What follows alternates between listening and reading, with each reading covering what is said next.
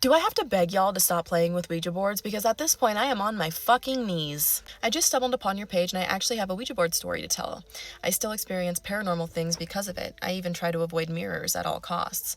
I've been debating if I should share this story for a while. Every time I share this story with someone now, they tend to dismiss it as a child's imagination, but I know together with my two friends that it was real.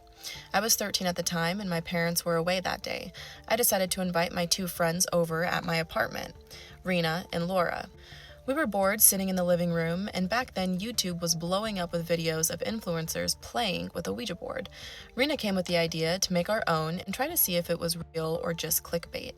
I was adamant considering she wanted to play it in my house, and I always had some sort of connection to the paranormal. As a child, I would even tell my mom that a small little girl was glaring at me in the dark and saying, "This is not your place." That's creepy as fuck. That girl needs to get out of here.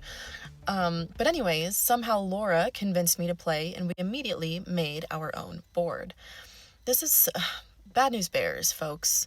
I have to mention that my father is very religious, so crosses and even holy Orthodox paintings of saints were present in each room. Back then, we didn't know about any rules. We just started playing without any precautions. All three of us sat in a circle and began, after some silence, nothing happened.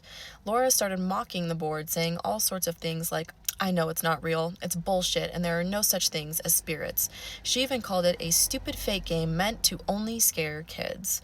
But soon enough, the planchette we made started moving. Rena asked, "Is someone there?" To which the board answered, "Yes." Laura and Rena took their hands off the planchette, scared at first, but then they started arguing about who was moving it. I encouraged them to put their hands back and see who it was. I did have my doubts at first, but an unsettling feeling of dread soon crept in. The board spelled slowly, Zozo. Zozo. My friends again started laughing and mocking it, saying things like, "Oh, come on. Whoever moved it couldn't come up with a better name. What a lame name. Who moved it now?" Being the slightly quiet kid myself, I just watched them laugh and mocking it, my hands still on the planchette.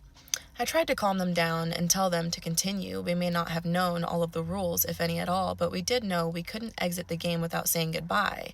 I was going to say, if you didn't want to play, why are you being so persistent?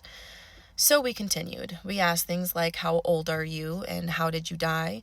It answered 900 something years, I can't quite remember, and that it never lived. With that, I felt goosebumps all over my body. My friends, however, never stopped with their banter. I got an uneasy feeling and told them we should all say goodbye.